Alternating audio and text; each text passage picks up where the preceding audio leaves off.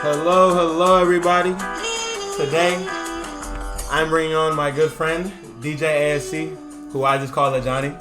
Yeah, it's Ajani. Just call me Ajani, AJ, whatever works for you. But yeah, I do go by DJ ASC to few. Yes, sir. How we feeling today? Oh man, blessed, man. Another day. I love to hear that, bro. So shit, we about to be seniors, bro. How do you feel about that? I mean, I remember driving up to Drew Hall with 2 cars full of stuff, just wondering how I'm gonna get through the school and what's ahead. And I would have never guessed this. So man, it's happened so fast. People say that, but it really happened so quickly. I remember just moving in like yesterday, and now we're about to be out the door. Bro, I swear to God, I was just walking around Trellis today, and I seen like an old dude who was like moving his daughter in. Yeah. And I told him I was about to be a senior, and he asked me when I was graduating. I said 23, yeah. And I was like, I'm about to be a senior, but I don't feel like it. Yeah. I don't feel like it. Yeah, COVID is a lot to blame for that. Like we missed out on such a pivotal time of being in the DC area and the DMV, really just understanding like the first year we kind of got our feet wet with how things are gonna kind of go, but our spring semester was cut short, and then we spent that prime year of really fully understanding college as a whole at home. So I feel like it feels like we kind of just started over again, right? And now we're about to be done, so it's kind of just like a bittersweet thing, Right. That was one of the things that was kind of hard for me at first, just coming back into school, getting in the rhythm of it again. Because for me, freshman year, I've always been like a social person, but due to other things, I was kind of in more of a shell freshman year, like first half. And then second semester, I really started becoming myself. Mm-hmm. I became comfortable at Howard, mm-hmm. and then COVID happened. Yeah. So it cut things off, and then COVID, so come back, have to readjust. It feels weird being around all these black people again, because back home I'm not used to that as much. I feel you. And people our age, because back home I'm not gonna lie, I've been around a lot of older people, just because my family's kind of older. Then my job, there's a lot of older black people was in my store. Yeah. So it's just like it's a really big adjustment, bro. Yeah, definitely. I mean, I was fortunate enough to grow around majority of black people, especially right here in the DMV area. So I really feel at home, it feels like, it just feels like a home. There's no way to put it. I feel like for me, I was always an outgoing person. Right. And finally moving out to the Bay myself, having a huge culture shock, from everything I've ever known, because out here it's really, everyone's to themselves, mind their business, and, you get to point A to point B and that's it. And out west, it's really like people will stop and talk to you, or ask you how your day is going randomly you've never met before. Like it's crazy, it's different. And I was kind of like, at first it was like, why are you talking to me? Mm-hmm. I don't know you. But then you kind of just have to realize, where are you, and everything that you think you no longer you don't know anything. It's different, bro. It's a completely different walk of life.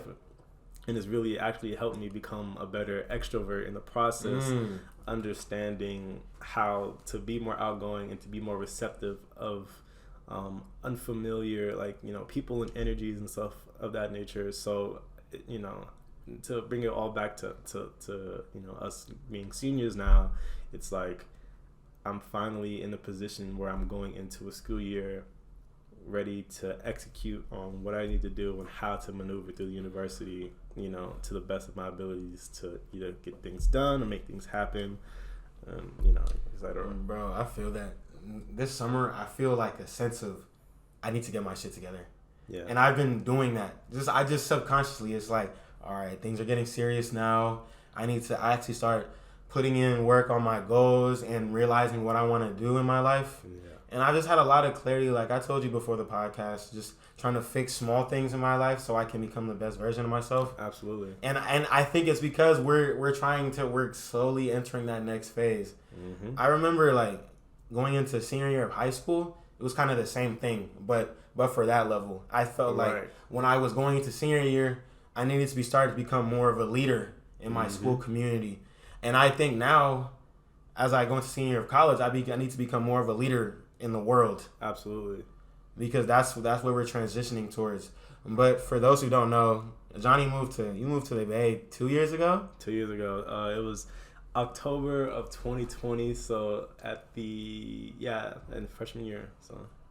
Damn, October. So you moved in the middle of first semester. So as soon as COVID was picking up. Wait, not October 2020. You mean October 2019? I'm sorry, 2019. Yeah. Yes, that's when we moved out to the Bay. I was still here, but they moved out there. Right. I officially got out there spring break for 2020. That's when you hit me up. Yeah, exactly. During prime COVID, right there. So it was a beautiful thing because I've always wanted to live in the West Coast. Right. But I got there at such a awkward time where, okay, I'm here now, but now no one's outside, everybody's inside. So, mentally, it did take a toll on me. Right. Because I'm an extrovert, right? So now I'm forced in this, introverted, mindset now where it's I can't really reach out to anybody because I don't really know too many people out here. I love my family, but, you can only do so much for family. Yeah, that shit gets boring. It's sometimes, you want to go just explore in this new world essentially. Right. The Bay is such a different world, different. It's compared to out here. All I've known is suburban city life basically in the DMV, and then all this nature, and then all this nature mixed with oceans and mixed with city life too. It's different. It's different. So it's 4 different places in the world and all wrapped into one, and wanting to explore that. But with people that are a little closer to me in age, I love my brother, but my brother's only 9 years old. There's only so much we can really bond with and talk over at 9. So that yeah, bro. I think I remember you hit me up when I was going on a plane back home. Yeah. Because COVID. Yeah. And because it was spring break, so I was going home anyway because I was going home for spring break. But then COVID, so I was like, okay, I packed before thinking I'm not coming back. And then I think we played a game of 2K. Yeah, a game of 2K. Or something I'm pretty sure I beat you. I don't remember. That's freshman year. I'm pretty sure I beat you. Damn, bro. Do you think being in the Bay has changed you?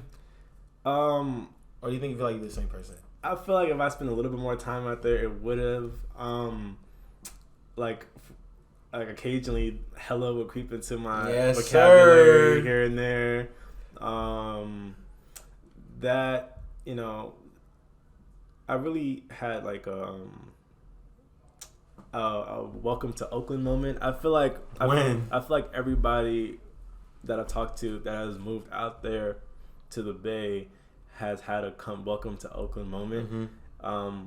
Before I talk about myself, my uncle actually he came to visit during COVID, and we went to San Francisco because we went to the Supreme store, right? And he was like, okay, now I'm gonna grab lunch in Oakland, and I should have been the better one to tell him, yo, go straight home, take all that stuff out your car, and then go to Oakland. So he takes his rental car straight from San Francisco to Oakland, parks his car before he even makes his reservation, bash his windshield, take everything out the car, and gone. And that was his welcome to Oakland moment.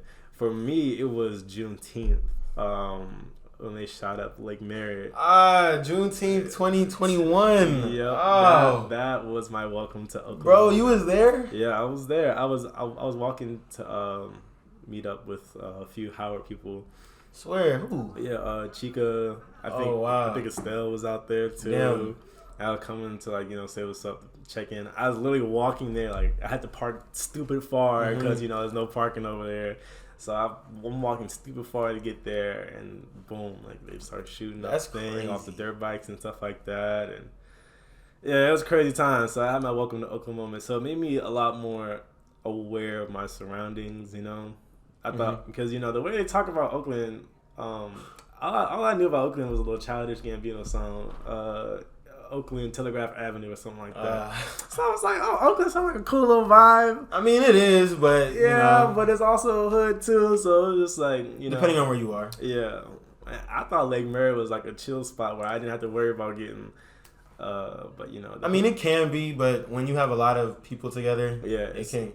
Yeah. And I don't know. It's crazy because I wasn't even at Lake Merritt for Juneteenth. I was at fucking work. I was at work.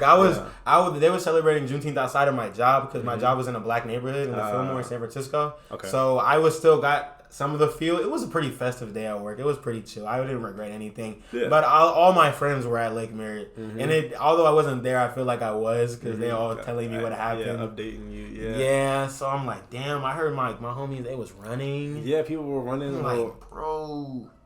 I kind of just like, when I heard this, because there were fireworks going off at the same time, like the fireworks led into the gunshots. So it was kind of like okay, fireworks. And then, bullets don't really echo like that. They're kind of just like, mm-hmm. So like when you start to differentiate the sound, it's kind of just like, oh shit. So then you see the screaming and the running in the opposite. Like people, it was so weird because the flow of traffic was running, like was walking away, like with me, like mm-hmm. towards whatever direction I was walking in.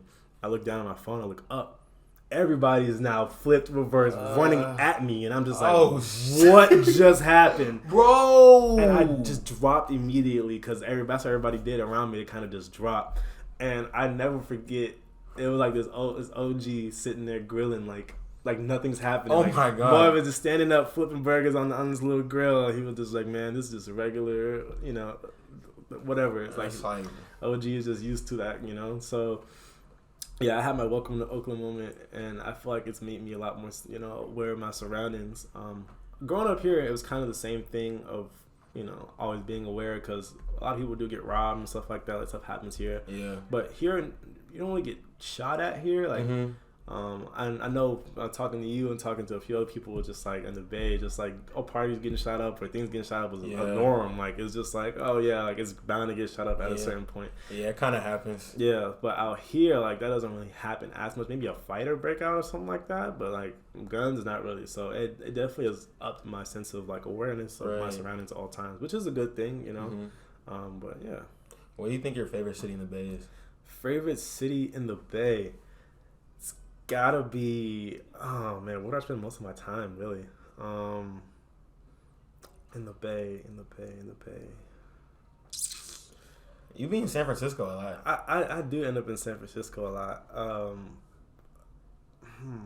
I really like Berkeley too. I know it sounds crazy, but it's not. I went to high school in Berkeley. It's very nice over there. Berkeley is always just a calm, like, vibe out there. It is. It's very calm. And as much as I love San Francisco, the commute to San Francisco, I know is a beast. It's far as hell from you. Yeah, and getting on the Bay Bridge is, and the traffic on there, and then the toll is insane. Yeah, bro, it goes up every year. It's crazy. It's disgusting. So I mean, as much as I love going into San Francisco, I feel like Berkeley's that ground where I can stay on my side of the bay, get a calm vibe, and get something to eat, walk around a little bit, and everything's cool. Yeah. What about you? I mean, I know you're San Francisco. I'm from the Bay, so it's like I can't really say a favorite city. But if I do say a favorite city, I'll probably say my city, San Francisco, just because I haven't lived in SF my whole life, but I feel like I always find new beautiful things when I'm there. Like during spring break when I was doing Instacart, I found so many beautiful places, beautiful houses that I would never have gone to. Mm-hmm. Just beautiful, very beautiful things. Driving around the city makes me very happy. Yeah, makes me very happy compared to when I'm in other cities. I have a sense of comfortability in there because although I didn't live there my whole life, my family is from there, so I was always at my grandparents' house and shit like that. Mm-hmm. Just a sense of just good overall feelings and stuff like that. So I'll probably say San Francisco. But I mean, there's something to do. There's always something to do in the Bay Area, bro. And that's what I love about it. There's always things to do. Absolutely. Wait, and there's one thing. You was talking about the traffic, bro. Yeah.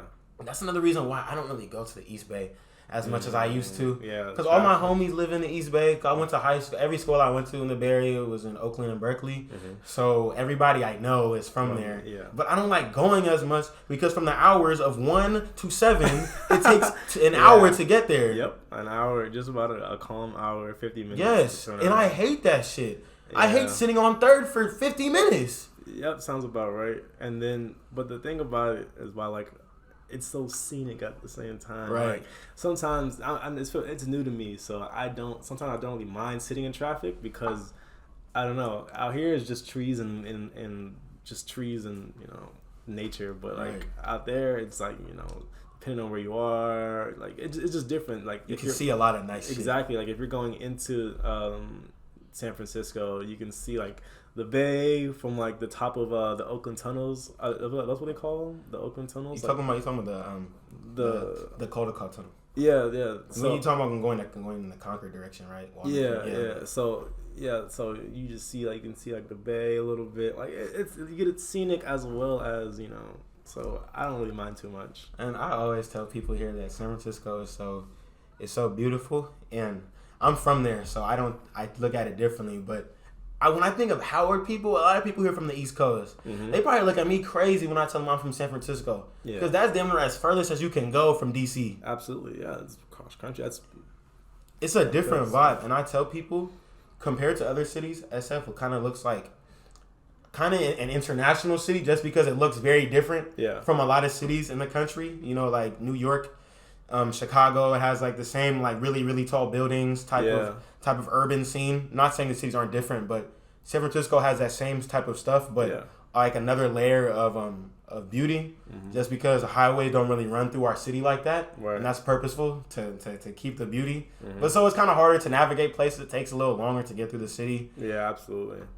But it's all a trade off, bro. Yeah, like as far as culture wise, I feel like DC is fine because we're a big tourist state. A lot of everything regarding politics and museums and so much rich history is in DC. Right. So you do see a lot of different cultures here, and I feel like there's a little melting pot as far as culture wise, but like beauty wise, I just feel like it's getting there, but it's not quite there yet. Like the DMV I grew up in was very like poverty not driven, but like it was a lot of, it looked really bad. Like the crack epidemic hit the DMV really hard. Right. So like a lot of neighborhoods with like horrible conditions. Like it's times you'd even really want to go into the city unless you had to. Right. And now over time it's growing and it's healing and it's recovering.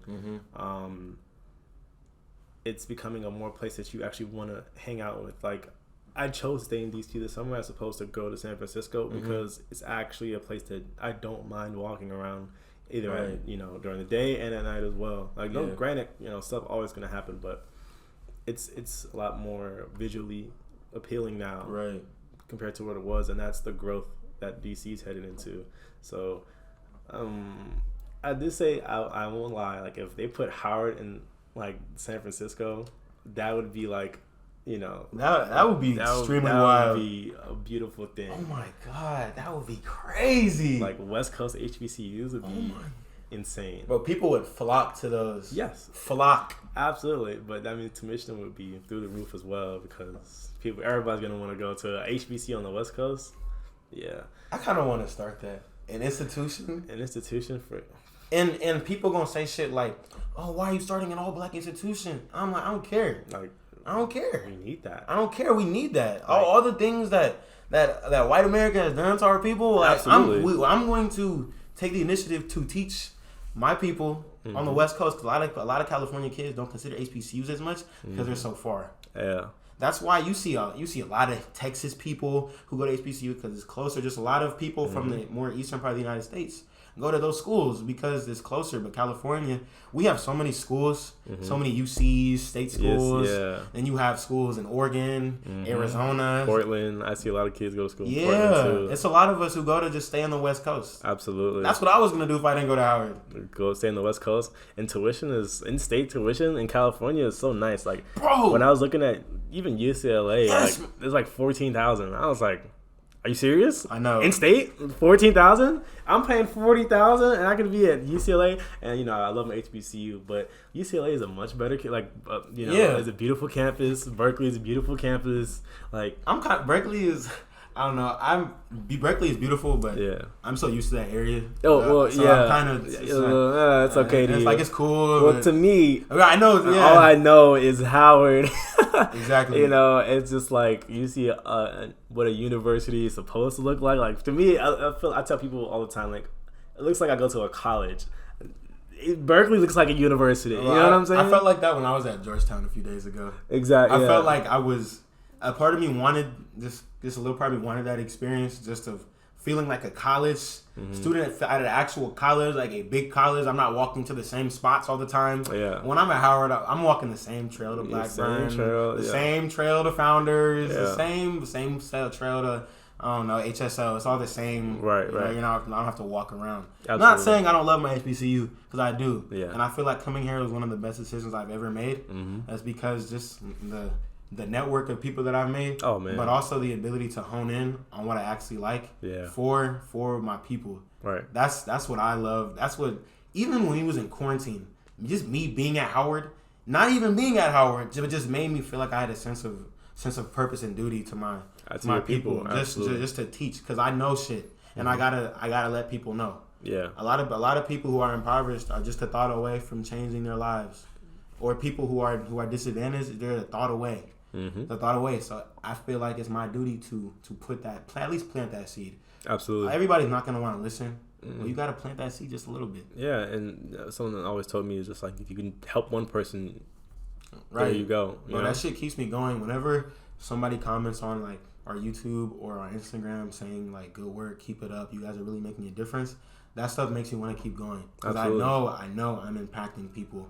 Or even when my friends, like people who are younger than me, swipe up and be like, man, this is really good advice.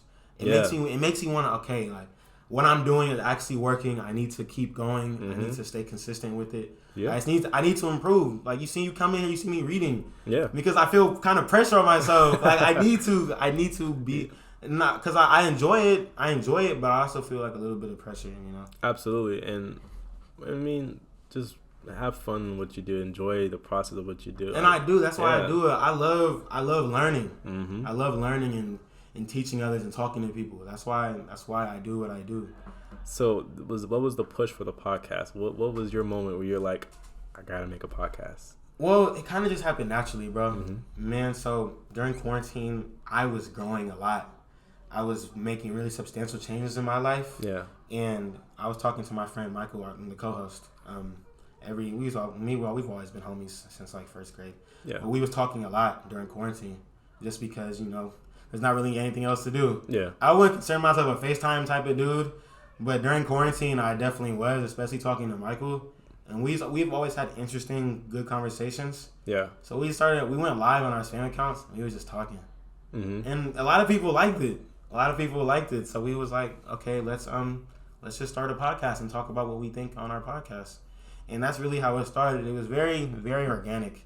It wasn't like a forced thing like a lot of podcasts are. It's like we didn't come together to make a podcast. The podcast was there because we were already together. Right. Like I think that's where a lot of podcasts fail is when people come together to make a podcast because there's not as much passion with it. Right. There's no passion. Me and Michael, there's passion. Right. Even if we don't drop for a month, we still understand what our goal is. And we're gonna reach it, because a lot of podcasts will stop.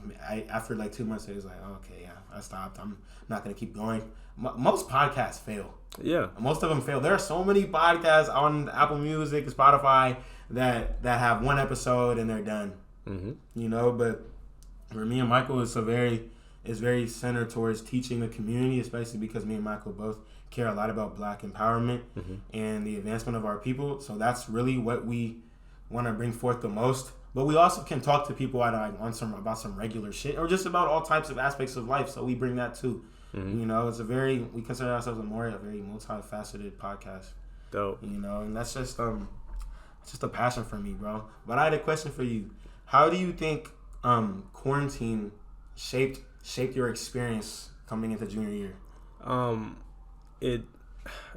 know I touched on it earlier when I talked about it, you know, coming back being a bittersweet moment. And it kind of was just, that's the only phrase I can think of to really define that. Quarantine really kind of put time in perspective for me. Like 4 years is a very short time. Right. I remember a running joke that was going on. It was just, we only been on the campus for a semester and a half. And it was just like, the freshmen going to be asking us, you know, where's this building, where's that building, and we don't even know our damn self. You know what I'm saying? Like, bro, I don't know. They ask me all these questions about what about this class. I'm like, bro, I took that class online. Yeah, bro. I don't know that teacher. Absolutely, I don't actually know them. Exactly, and that quarantine really put things into perspective for me, I found myself saying, what do I want to be and how can I become it in such a short amount of time? Because the semester flies by. I know it's like 18 weeks, but those weeks... It flies. Especially second semester. Second semester. What? I woke up and it was just like, oh yeah, finals are next week. And right. You're like, huh? Like I just got my syllabus signed back. It's the end of March and they talking about finals in a few weeks. Yeah. Get ready. I'm like, bro, I just got back from spring break. Yeah. So when I left to go back to California, I wanted a Howard hustle. Like I saw, everybody, doing something. Either she did hair or he sold food or whatever. Everybody had their own little niche or their own little way of just hustling and grinding, and I was just like, man, I want that. I just felt myself, and this is not a bad thing, but just being a student, like I wanted more than that. Like right. how can I make an impact on my institution, or how can I leave, of course, in my aspect, I'm a DJ, so you're here today and gone tomorrow. Like the next DJ will come, and the next DJ will come. Right. But as far as my class is concerned, how can I impact, regarding, my class or the classes that were here while I was here. Yep. So, I picked up DJing and, I was like, okay, well, let's give this a try. I have a bad habit of picking stuff up. Like I'm a visionary. I can have a lot of great ideas, but executing them and being consistent with them has always been like a struggle for me. Right. So, and you're not alone with that, bro. Yeah. Oh man. Yeah. That, so so I was like, you know what? No matter how bad I suck now in the beginning. Wait. Okay, so before you started DJing, did you have prior experience with it, or you just went straight? So let me just try. I originally started off producing in the high school. A few of my buddies in high school, we kind of all picked up producing around the same time. Mm-hmm. One of my buddies who was really good, he stuck with it for a minute and then he stopped. I was in the process of transferring in that mental shift between, okay, I'm in high school now, I'm gotta get ready for college. So I was, SAT prep, all that other stuff, so I didn't really have time to really sit there and lock in. Right. But then now that I'm DJing a lot, I'm realizing that if it was really meant for you, you would have find a way to, carve out an extra 30 minutes or 45 minutes to like make a beat or, get a sound pack or whatever. Right. But nonetheless, like I just stuck with it. Like I just stuck with it, and I'm here today, primarily due to I have my boy KD. He's another DJ at Howard, and he kind of opened the first door for me. Just like, hey, this is a group. They have this party freshman week, sink or swim. Right, my own floor for 4 hours. Like, it is your party on this floor. Sink or swim. And this is your first time DJing. And my first time DJing in front of anybody ever, like post quarantine. And I tell you, I was so nervous. Like, I was shaking like in my room. And I think I only told like my closest friends know this story. So actually, an hour before the party, my first party ever, half of like my song file was corrupted. Oh. Like half of because I don't stream it, I download everything, right? So how they corrupt is like if you download them off of like a shaky like YouTube converter, they'll actually corrupt after a certain amount of time. Mm-hmm. The file just isn't good or whatever. So I panicked so bad. Like I opened up my software, half of these songs just either like cut out after the first 30 seconds or they weren't there at all. Jeez. And I was just panicking like, oh my, like what do I do? So I get as much as I can. I just like chalk it up to God, and I'm just like, God gonna pull me through this, or whatever. So long story short, the party ends up going fine. Like everybody loves it, but it was just that feeling of seeing people's reactions to transitions or songs or whatever was a euphoric feeling that I feel like just motivated me to keep going. Like just this is what I'm going to do, right? And even though it's not my end goal, like I don't want to DJ forever, like it's a passion of mine, right? But that feeling is every time I DJ, I get that same feeling. So I definitely wanted to come back with the Howard Hustle, and I found my lane, I found my avenue. And to anybody who listens to this and who's searching for it, like, just keep trying stuff. Like, I always just enjoy parties and stuff like that, or I enjoy it. Find what you enjoy and see how you can execute it in a way that, you know, will motivate you to, you know, will motivate you to just become better at it, or right. just, you know, stop being so much of the consumer and become the producer. Bro, right? That's exactly how I be feeling when it comes to this podcast, bro. Absolutely. Like, I've been thinking just of ways that I can take advantage of my talents and bring them onto my podcast. Right. You gotta find what you're good at. And not only do you have to find what you're good at, you got to remember what you're good at. Because a lot of time we undersell ourselves. Absolutely. We undersell our talents and gifts. We be like, he can do the same thing I can do. I'm not that special. Absolutely. And we do that too much when, we all have some type of gift. There's something that we're all good at. But a lot of time we get caught up in going comparing ourselves. The traditional route, you know, playing it safe, you know. We compare ourselves. We don't actually chase our dreams. Yeah. And we don't act in chasing dreams, you know, people can look at that however you want. But you can realistically chase your dreams, bro. You gotta put the work in. You have a plan. You gotta have a plan, put the work in. Just have a vision. Absolutely. A vision to execute that shit. And I say this, I know, like, it's around social media, but just, like, if your dreams don't scare you, like, if you don't, like, if your dreams not scaring you at night, if you, like, not working as hard as you can, if you're not thinking, like, oh man, like, this dream sounds crazy, your dream's not big enough. Like, if your dream is not, like, keeping you up at night, oh, how am I gonna get to it? How do I get better? You're not dreaming big enough. And so just find, like, whatever you're passionate about. Whether, you know, if it seems like you can't really monetize it at first, or, you know, how am I going to make a living off of it? Find a way to make, like, we're in 2022. There's a way to make money off anything. Right. And you just have to just stick with it and just find it. Like, just stick through it, man. I feel you, bro. My dreams scare me. It's scary because you think about it when you get to the top. You're like, what do I do now? Absolutely. How am I gonna handle being at the top? Absolutely. Because, like, bro, it can be kind of scary when you have, I don't know, a lot of people looking at you expecting you to do something. It can be kind of nervous. Absolutely. But you got to remember, when you're there, I'm here for a reason. Absolutely. And people are listening to me for a reason. Exactly. And I'll put it like this: my parents are very successful civil engineers.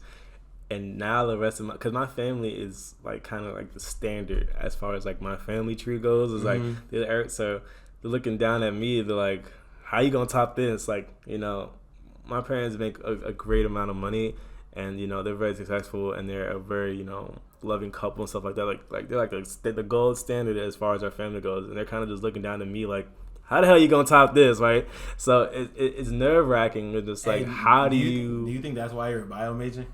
I know, and as much as we talk about the safe route, I feel like, you know, it sounds crazy, becoming a doctor is the safe route for me. Like, I'm more of a creative person, so I guess I am a bio major because, like, my family is, like, looking to me like, right. Yeah, you gonna top these two civil engineers. What you gonna do? Like, how you gonna beat that? So yeah, that's kind of why I'm a bio major, but personally, I'm more of a creative. Exactly. As far as, like, you know, DJing, or, like, I didn't tell anybody this, but I'm about to, like, start making like content, like YouTube content. That's or fire. You know, like TikTok content and stuff like that. Cause that's just how my brain works. Like, I'm a natural creative. But just finding a way to make it all work, you know? Like, exactly. Finding a way, like, I feel like the biology stuff and becoming a doctor will be able to fund my creative life until my creative life can take over for me. Exactly. And that's just how I view it. I'm just like, you know, once I become a doctor, that will start to fund my creative side. Hopefully my creative side will take over, so I don't have to be, you know, have to be a doctor. I don't have to be a doctor anymore. I can, you know, make content and do what I, you know, love to do, but I have to, you know, support myself to get to that point. Exactly. And that's how I see it. Bro, that's real shit, bro. It can be kind of scary when, you know, it's not guaranteed. Yeah, absolutely. It's not guaranteed. What was okay, which party was that? The first party you did? The first party I did, I rode past it today. I was at Ultra Bar. Ultra Bar was my first ever party. What was the name of the party? Do you remember? No idea. I have no idea what the name of that party was, but I do remember it was at Ultra Bar. It was 3 floors. I know what you're talking about. Yeah, I think it was like freshman week or something like that. If I look hard enough, I can find the flyer, but yeah, I can't think of it off the top of my head. But that party changed my Howard experience, and that's what I meant to touch on. I didn't touch on it earlier, but I'll tell people who are listening this gem right here. There are 2 sides to every university. There's the traditional student side, and then there's behind the scenes. The behind the scenes side opens so many doors and so many opportunities. Like, you know, everybody loves to go to Springfest. Everybody loves to go to these events. But once you're behind the scenes, you really get a sense and really help dictate how things are presented to you, right? So, for example, I know some of my friends got to, like, you know, be backstage at Broccoli City because of the connections they made with, like, people behind the scenes. Wow. Or, like, you know, for example, I'm a DJ, so, you know, who gets to do certain events, like who's on the lineup. It's all because you're being behind the scenes and stuff, and you get to see how the university works, which, like, we'll touch on in a second regarding the culture, but it's all a matter of putting yourself in positions to make changes and stuff like that. And once you're behind the scenes, you can really start to make those changes and create the university you want to see. Exactly. So if you can, however means, whether it's in your school, whether it's in, you know, your department or whatever, like whatever lane you are at Howard University, because it's a lane for everybody, find a way to get behind the scenes. Find a way to be in those rooms where they're making decisions that impact not only you, but your class and your university as a whole, because that will change your whole Howard experience. Like, getting in those doors, getting in those rooms, making those connections will set you up so far. Like, for example, I know even if being a doctor doesn't work out, I'm guaranteed a job. I'm guaranteed a career because of the connections I was able to make behind the scenes. So find a way to get behind the scenes and really establish connections with people who can really impact and shape your Howard experience in a way that, you know, will leave you feeling satisfied and fulfilled. So yeah, that's a little gem I have. Man, you got me thinking right now. I need to get behind the scenes more. I think I haven't. I think it's also because of COVID a little bit. COVID kind of stunted my growth a little bit. I had to get back into the groove of things. Absolutely. But I think going to the senior year, I really want to make more of an impact at school. And, you know, I'm willing to help you out with, you know, I know you want to get the student section jumping and shit like that. I'll touch on that too. I know you, and I want to be a part of that, because I know for me in high school, I was so hype at the games, and going to the Howard games, it was fun, bro. Yeah, it was fun as hell. But it didn't start off like that. It didn't. And like, I remember going to games, and it was dead silent. Dead. Like, your home team's playing. No personalities. There, people shooting free throws, and it's just silent. Like, and I guess we'll get into it now. As far as, you know, the culture aspect of the university, it really was on full display for me when we played. What school did we play? Not Notre Dame. Who did we play? I feel like we played some. I think we did play. Who did we play? I think we played Notre Dame or some big school, like some big D1 school. Not Villanova, 'cause that was a home game. We had a home game. Let's see. It's a big school. Yeah. We played Notre Dame here, right? Yeah. Let me see. Yeah, we played Notre Dame at home. Big TV game, was on Fox, FS1. Like, it was a televised game, and the Notre Dame team was louder than we were, and they were on the road with one bus. They were louder than us in our own, and we didn't even start cheering until the game was close, with like 30 seconds left. And that moment was, like, so embarrassing on a public stage. Like, we can't even represent our university. We're too focused on, you know, looking cool, or, you know, or nobody wants to be the first person to do it. Man, we can definitely talk about that. Nobody wants to be the first person, and everything is corny until it isn't. Like, word to my man KD, he was telling me that, but, like, shit is corny till it ain't, right?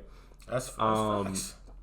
Like, I remember pitching the student section to other people, and they were just like, yeah, that's not gonna work. Like, no one's gonna want to do that. Are you for real? Yeah, people said that to you? Yeah, people were like, yeah, that's bro. When you told me about that, I'm like, bro, that would be fire. Yeah, it is. Like I said, they're not visionaries, bro. They don't see the vision. I told you, I'm a visionary. Like, I really have a lot of ideas, and I'm working on myself. It's just putting things into motion. And the student section was like my first big like project, visionary project. So I really, honed in and tapped into everybody I knew to see, how we can make that work. But yeah, at first people were telling me, no, it's not gonna work. No, we don't need that.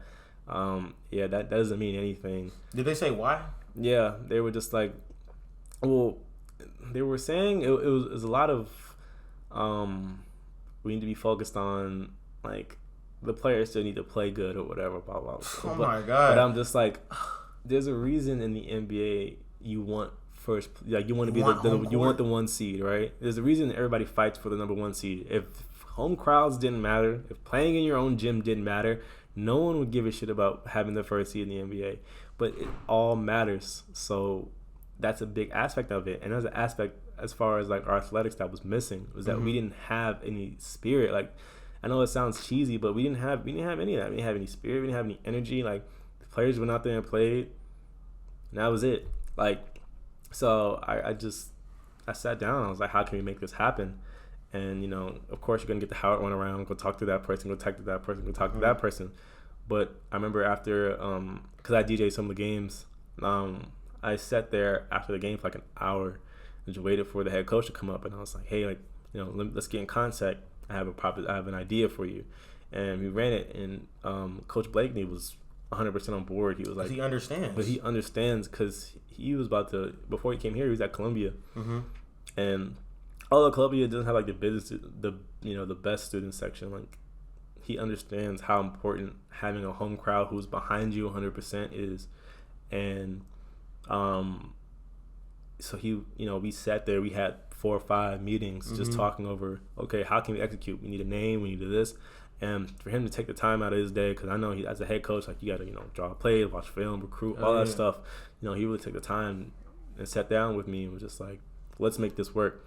And, we talked, and, I was able to try to find a way to get students in for free or discounted tickets, because that's another aspect of it. It was just like, people don't come to the games as much because they have to pay $10, $15. That's one of the things that's so annoying. Other schools don't. Exactly. Don't do that. And like, I understand, like, they can't really sell concessions because of COVID and stuff like that. How all that stuff was coming about during the semester. So I was like, if you at least can get 500 kids in free, right? I feel like we'll be okay. Like, that's people will go to the games if they're free. Absolutely. People will show up. Absolutely. And that wasn't the case at first, but I'm trying to give the full story.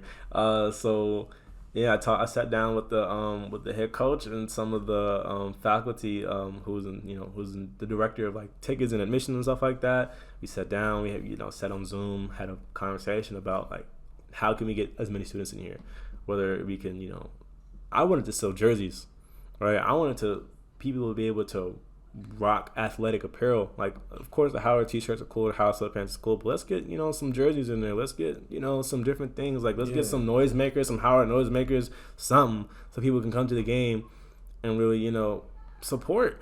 Actually, I don't know if I can speak on this, but now that it's over, I can speak on it. So, I knew about the Jordan deal a long time ago. Right. Like, the Jordan deal was done last year. Wait for tell people about it for those who haven't heard about it. Oh, well, if you haven't heard about it, Howard has now partnered with Jordan once the Under Armour contract and wraps up in the summer.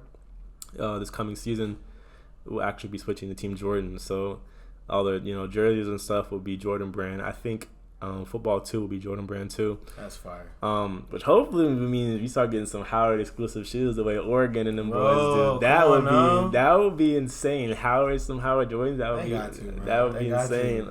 But yeah, so we couldn't really sell T-shirts and stuff like jersey at the time because we were getting ready to hit that transition phase between brands. Okay. And actually was kind of, and that's the thing. Like, part of me being a visionary is how can I incorporate the university, like my people, how can I incorporate the student body into what I'm trying to do? So I was saying we have so many, graphic designers, so many artists, so many talented creators who make clothes and stuff. What if we let the kids, like the student body, have a contest where they design jerseys, right? So for like a Black History Month, we have a student design those jerseys, or a blackout jersey, or all white jersey, or right. just different colorways. Get people engaged. Exactly, to want to support and have the students represented on the biggest stage when the lights are brightest. Who wouldn't want to see their newly designed jersey on live television, and you see your team playing in them? Like that'll be a dream come true, right? That'll be something you can talk about for the rest of your life. And that can give you opportunities in the future. Hey, let's add to my portfolio. Hey, look, Houston Rockets, I designed my college basketball team jerseys for fucking Black History Month, or Martin Luther King Jr. or whatever. There's so many opportunities to incorporate the student body that we have here, and I really wanted to implement that with the student section. So I do plan on starting that back up in August. People come out, have an interest meeting. So definitely want to get that under the ropes and get that going, so that way we can hit the ground running this semester with just from jump with a full student section. But baby steps. Facts. So yeah, that was like the student section, and I don't know if you noticed, but like the last couple games were crazy. Like, I was there. I was loud as hell, bro. So I'm like, bro, me and all my friends, we don't give a fuck. Yeah. We gonna yell and scream. Absolutely. Because we are all confident. We're a confident group, so we don't really care how we're perceived as much. That's the beauty of it. And that's one of the things I wanted to talk about with the Howard culture. Yeah. People are scared to be themselves. Absolutely. People are like scared to live in people live in shells, bro, because you got a reputation. I gotta be cool. I gotta be cool. No, man. Like, if there's any place to be uncool, that is the environment to be uncool in, because it's the support for your university. Like, at the end of the day, we all paying the same tuition. We all eating at the same calf. We all, like, no one here is better than anybody else. We all doing the same thing. So, why not, come together and support your school? Like, that's such a pivotal thing. And I think a big reason that's why we didn't get as much student support, because it was there originally. Like, the 90s was there. Like, my folks were there. They were telling me you couldn't even get into the games. Like, people literally had to go there a day in advance. And if you didn't know somebody, you weren't getting into games. Like, that's how crazy it used to be. Like, different culture. Like, used to dance during timeouts, like all this stuff. Like, they had a whole like it was crazy, and then it died off. And partially that was due to they were no longer winning games. They hit a dry spell where they weren't winning games, and the players weren't must see. Like, now we have players that we got E, my boy E. He's like must see, like. He's crafty point guard. Nice. Like, we had Kyle. And he was only a freshman this year, right? Yeah, he was a freshman, one freshman of the year. Like, so he's gonna be here. Hopefully, he's here for another 3 years. Hopefully, but that boy, he's starting to get looked, especially after that. Especially after the game on TNT, the HBCU Classic game, where he showed his tail and like went off that game. I'm sure he's probably getting looks and calls now, but. Long story short, like, we have must-see players now, and we actually, have a winning team. So now it's on our end to support them. It's no excuse now. Right. So there's no more excuse. And shout out to Coach Blakeney for, drafting and bringing those kids in. Because a few of them came from Columbia with him. So he recruited while he was at Columbia, and he knew he was coming here. He recruited some of them to come play at Howard. That's fire. So, yeah. So shout out to him for really building this team back up to, set the state so where now the ball is in our court as students to come support them, because that's part of the recruiting package as well. It's like, well, okay, I'm gonna be hooping, putting up 30 a night, but I don't want to do that in an empty gym. You want to have fun. One thing about basketball is the energy of the crowd. Absolutely. That's why something that I always liked about basketball over football Yeah. was you could actually feel the crowd's energy when you're playing football. The crowd is kind of far away, and you can't. It's not as much on the field.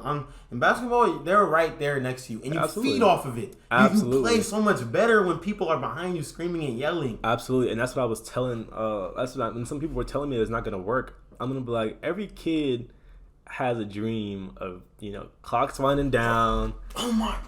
They go up and shoot a 3. It goes in. The crowd goes stupid. Every kid, the every biggest dude. aspect of that is the crowd. Like, without the crowd, you just hit a shot and it's just silent. You might get a fist bump or whatever from the teammate, but the crowd yelling in your ear, feeds off it, makes you play better. Like, so I feel like as students, we owe it to them. Okay, if they're out there winning games, putting on a show, because at the end of the day, it's entertainment, right? That's why they charge. That's why all that stuff, because it's entertainment. So you entertain, you put on a good show. Least we can do is show them love back, unconditional support back. And I feel like now we're trending in that direction. And I didn't need a platform to do that. Like, I didn't need any office. Like, I wanted to see a change in my university. I'm gonna go make that change. Oh yeah. And I feel like it kind of transitioning on to the culture still. I feel like a lot of kids that come here and take these positions or run for these positions don't really have their heart in it outside of the name of the position. And this is no shade to anybody. This is just my observation as being here for the past 3 years. Yeah, we've seen it. It's just like, you have this position now. Now do your end and hold up to it. I don't mean have a cookie invite. Like, I don't have a cookie social. I can get Dunkin' Donuts. I can get Krispy Kreme. Let's actually do something to create some change here. Somewhere we can look back 10 years and be like, oh yeah, I started that. Like for example, the student section. If I, of course I'm gonna stay committed to it, but I want to be in a position where I can pass it down, and in 10 years I can come back, and half the gym is the student section, right? That's like my vision.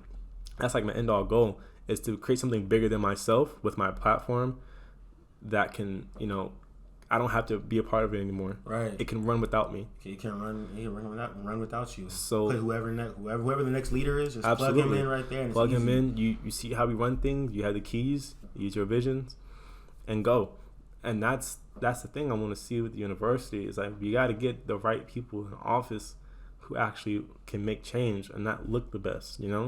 I know, granted, it all comes down to who has the most fun and who can put on the best events, whatever. Like, who can get their name going, but if we can get the right people in, spaces to really create that change from a student level, I feel like university can head back to what it was.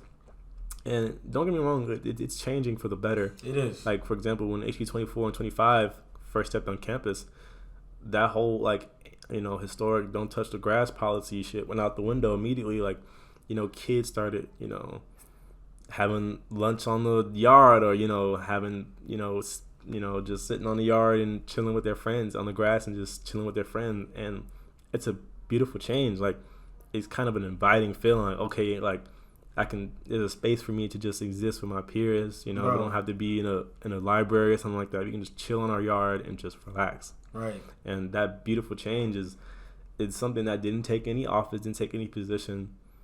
They just came and did it, and now it's a norm now. Right, because the thing about it's our class, HU22, who was here last year. Yeah. We knew about that rule, but we was freshmen, so the rule wasn't drilled into our heads yet. It wasn't something that was that we like. Sometimes I don't walk in the grass because I remember, but if I see people doing it, I'm like, okay. But it's cool because sometimes. You gotta break some traditions. Absolutely. You gotta break some of those traditions. I know people say don't walk on the grass because slaves used to work on it, but the thing is, they worked hard so we could enjoy it. Like, absolutely. Like everything they did. This is our land just as much as it is anybody else's. Like we gotta embrace that. This is our school. Absolutely, and I'm glad about the change. That's really like. People always give, the freshman classes and sophomore classes like hate and stuff like that, or oh they're this or they're that, and I'm like no, like they're actually starting to bring a bit of old Howard back as far as like at parties they're gonna turn up, they're gonna have a great time. They're not too cool to stand on the wall the whole time, right? Take a video for 3 seconds of them turning up and then go back to standing still or whatever. Mm-hmm. Like they go have a good time. Of course, the immature kings still work themselves out as they matriculate through Howard and stuff like that. So that stuff will work fine. But at the end of the day, they're making Howard a sense of like family again. Like that, I don't know if you've seen, but like they throw like little functions in towers and stuff like that, and have like the whole floor lit or whatever. Like that sense of like family, community is stuff that well, granted we were in Drew and stuff like that, so you can't really do that as much, but like that sense of like bringing my class or your class together, you know, as small or as big as, you know, the methods are, is a beautiful change that didn't take any office, didn't take any position. Right. Just people wanting to see a change in the university and making that change happen. Mm-hmm. So like to anybody listen to this that, you know, has ideas and has passions and have things that they're passionate about doing, you don't need an office position to go do it. If you lose an election and you truly wanted to make change, you would still make that change, because all the access that those students have, you have as well. They just have the title and you don't, and that's okay. But still go make that change, because the university, you know, is forever a molding thing. Like it's always being molded and shaped into the way the students and the university, of course, the administration, but it all boils down to, you know, you wanting to make a change and making it happen. Of course, you can get the runaround, but that runaround should, you know, drive you to continue and push even harder to find the right people to talk to make things happen, to make the university better. Yeah, bro. It's just crazy. I think the reason why the freshmen and sophomores act the way they do, just they're more lit, is because they was able to experience COVID, mm-hmm. and they don't take social experiences for granted anymore. Mm-hmm. I speak for myself. Age 23, I wish I knew more people in our class. Yeah. And because I never lost social experience coming into freshman year, mm-hmm. I kind of took things more for granted. I didn't really take mm-hmm. meeting people as seriously as I could have. Mm-hmm. But now, a lot of these freshmen and sophomores, I mean, including us too, but they're coming back with this new experience. There's like, we lost in high school. We definitely not gonna mess college up. They lost prom, senior skip day, all that stuff. They lost all that stuff. So they came in with the mentality of, you know, we got to make these 4 years count. And shout out to them, because they're doing the damn thing. Like I support them 100%. But I will say this: it's up to us to teach them the traditions of the university. The traditions worth carrying on. At least it's okay to drop stuff that, you know, that was tradition, but it didn't really make sense, and it's okay to drop those traditions, but the traditions that matter and stuff like that, and traditions that need to be upheld, is up to us to teach them, so that way, as much as lit as they're gonna be, they're still making sure they passing it down. Like, this is Howard. We are like the standard. Like, we are, you know, we carry ourselves. We ride for university, but we still know how to have a good time as well. Right. You know, and that we can party hard as much as we want to, but at the end of the day, we still up at 8 a.m. getting that work done and submitting them, you know, assignments. We gonna handle our shit. Yeah, we gonna handle our business, but we know how to turn up too. And I feel like that's the tradition, you know, like as far as basketball games, stuff like that, like tying it back to the student section, it's really up to us to teach them. Like, if I walked around, actually, I have a great content idea I wanted to do. Mm-hmm. For $100, if you could sing the alma mater, I'll give you $100. I guarantee you, I'd walk out of there with $100, because no one would know it. I don't know it. Nobody knows the alma mater, and that's the point. What is alma mater? I don't know it either. That's the point. That's the point. That's the point I'm saying, is that there are traditions such as that we don't even know. Wow. Right? And who's supposed to teach us that? It's supposed to be passed down. That's how it goes. And I think I'm gonna try to get that in the motion where we can do the alma mater before games and stuff like that, or alma mater before. Just like traditions such as that need to be passed down. Like, watch, I'm gonna do that. I'm gonna go and walk around for $100. If you can sing the alma mater, I'll give you $100 right now.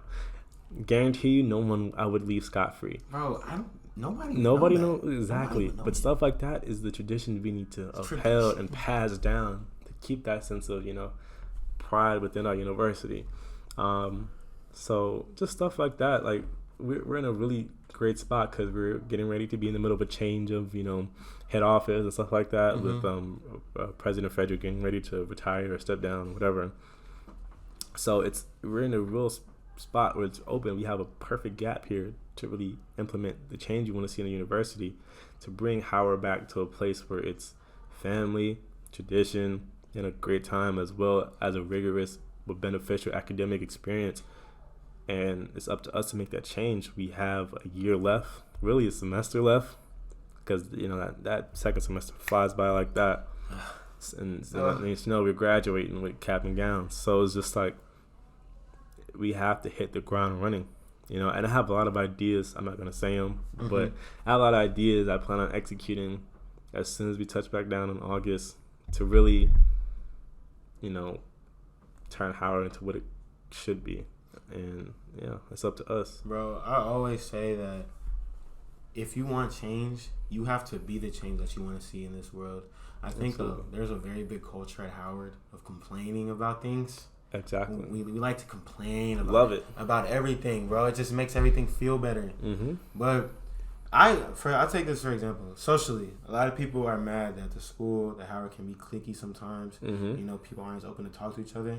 Okay, if you feel like that, how about you be the one who talks to people? That's what I do. Because a lot of time I'll see somebody who I follow on Instagram, but I don't know in real life. Yeah.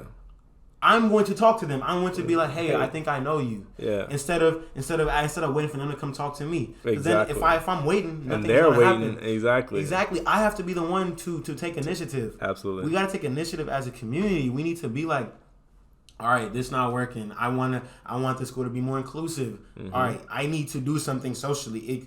We're looking for everybody else. Right. But it comes from within yourself. Absolutely.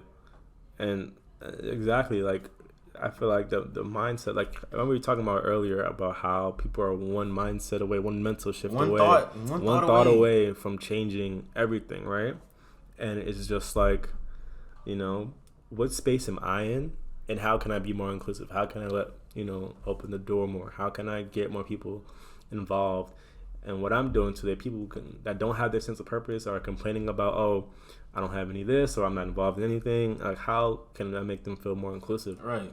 And once people do that in their spaces, I feel like, the university will be better off. And of course, in a perfect world, nothing's perfect. So it's not going to happen overnight. But like you said, the change has to come from within. And you wanting to be that change. And like, I understand, like, the complaint is understandable. I feel like it's good to complain, but it's not if there's no action behind it, right? You need to actively do something. Like, for you complained about Howard, how we weren't lit enough at games, but you turned that complaint into an action. Right. And into a solution. Absolutely. So I feel like it's very attainable. Like, I feel like admission here, people, the staff here want to see the change, or everybody wants to be associated with something beneficial, right? Right, everybody does. So it's up to you, and not you, but people listening or the student body to really reach out and just be like, okay, let's just say I want to incorporate a Wild and Out event at Springfest. Okay, how can we do that? All right, I know UGSA I know UGSA is in part of for the student body, for undergraduate student body. Mm-hmm. Let me see who I can talk to in there. You might talk to the person at the desk or whatever, and they'll refer you to somebody else, and then they'll refer you to somebody else, and you just start going up the ladder that way. But at least you're taking the initiative to make the change, even if it doesn't work out. Even if they say no, you've made the effort to make change. That's all you can do. You tried, and I feel like a lot of people are just don't even want to try. They're not trying. They just want to be stuck in complacency and just say how I hate this. I should have went to school here. Okay, well, how can you bring that there? See, that's the thing. How can you bring this here? I view things as whether I was in high school, when people complain about my high school, or my college, people complain about the college. People's always gonna complain, bro. Mm-hmm. But the thing is, for me, I try to sit in my present moment and be like, okay, I can't go to a different school. I'm here. Right. What am I going to do to make my experience here better? Absolutely. How can I improve my experience by just doing daily things, talking to people, just engaging in some type of change? Absolutely. Because I'm about solutions, bro. Mm-hmm. I'm about solutions. I don't even like complaining a lot because I don't like complaining about things that I can't fix. I'm just not gonna complain. I'm just gonna deal with it, and I'm going to make the most out of a situation. Right. You know, and people don't do that enough. And if everybody tried to make the most out of this experience, I promise everybody would have a much better time. Mm-hmm. You know, instead of being scared to, you know, you talking about people scared to make change. People are scared to talk to people here. Absolutely. People are scared to like walk up to people out of the fear because, oh my God, I have an image to keep up. I don't know. You know, it's just such a clout Instagram driven school. Absolutely. You know, it's just I don't know. It kind of makes me mad, like a little mad, but I can tell you the amount of times I've like ran into people and they'd be like, "Oh yeah, I thought I saw you this one time, but I wasn't sure if it wasn't you, so I didn't say anything." And I'm just like, from on one hand, I kind of understand that, but on the other hand, it's just like, what's the worst that'll happen? You know, you'd be a little embarrassed for like a couple seconds, and then you won't think about it later. Like, people are scared to, you know, just interact with each other, like you said, and it's just. I don't get that because, like I said, we all play the same tuition. We get all the same CAF. We all go to the same. We all got the same down dollars. Like, right. We all got the same 11:59 deadline. Like, nothing separates you from me, you know, as far as socially, you know. So it's just like, it's okay. Like, it's okay to reach out. It's okay not to be the one always, you know, receiving something. It's just, exactly. Yeah. You know. Everybody always wants something in return, but I don't know. I'll sacrifice. I don't even know what I'm sacrificing, but I'll talk to somebody. I will risk the possible embarrassment. A little bit of pride, because like at the end of the day, fuck pride. I'm a man. Yeah. I'm going to talk to you. Mm-hmm. Yes, and it's like I'm going to be somebody. I'm going to be a leader. Mm-hmm. Leaders don't wait to talk to people. They're gonna meet new people. You know, if there's some guy you've been trying to talk to, who's friend of your friend. You're like, I'm trying to meet this dude. Yeah. I'm gonna say what's up. Yeah. You know, whether it's a girl, whatever, I'm gonna try to talk to you. Yeah. That's because, bro, you never know when you're gonna get the opportunity again. Yeah, that's what I say. Like, I tell people, like, being at Howard, you see a new face you've never seen before. Like, every week, like, you see somebody you've never seen before, and you never know if you run into them again. You don't know, so, bro. This 4 years is short, man. Take all the opportunities you can, because, you know, it'll only make you better. Like, taking an opportunity will make you worse. You know, even if you lose out on something or, you know, it doesn't work out, you have lessons now and you know how to navigate something differently. And it's all a learning experience at Howard. So, you know, people that, I mean, no offense, because I know some people are like introverted and, you know, don't like, but being introverted is cool, but you're missing out on so much life and so much experiences. But you look back, you know, and just, you don't want to have any regrets leaving Howard or leaving your institution, because once you get in the real world, like it's really, you know, repetitive. Really, you know, you do the same thing every week. You go to work, you come home, you go to work, you come home, like that. You know, so it's while depressing. Exactly. So when especially if you're not doing something that you care about. Exactly. So while you're here, just take opportunities, talk to that person. You know, reach out. Because right now, my folks always joke about our generation. It's just like everyone's waiting for someone to make the first move, right? She's waiting for you to talk to her. You're waiting for her to talk to you, and both of y'all are just sitting there wanting each other to talk to, but won't even, you know, meet halfway.